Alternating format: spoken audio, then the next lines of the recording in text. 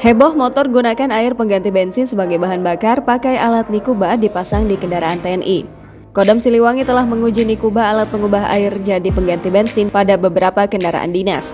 Mesin pengubah air menjadi pengganti bensin yang ditemukan oleh warga Cirebon belakangan ini viral di media sosial. Penemuan alat bernama Nikuba ini diklaim dapat mengubah air menjadi hidrogen sebagai pengganti bensin. Bahkan, alat pengubah air jadi pengganti bensin ini sudah diuji oleh TNI. Alat ini dibuat oleh Arianto Misel, warga Lemahabang, Wetan, Kecamatan Lemahabang, Cirebon, Jawa Barat.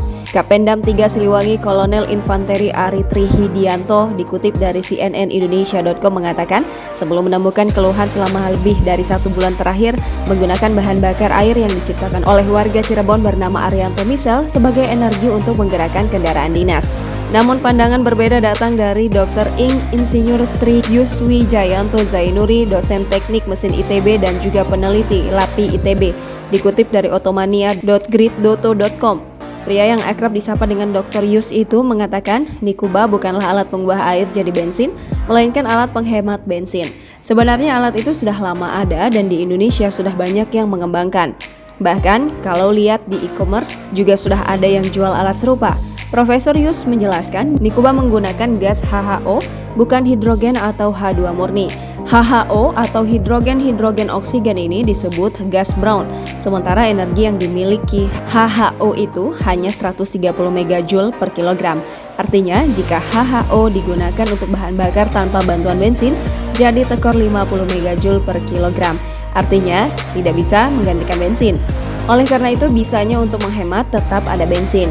Sedangkan alat yang sedang heboh yang digunakan sepertinya dipisah jadi yang keluar HHO. Profesor Yus menegaskan jika penemuan alat ini bukanlah teknologi baru.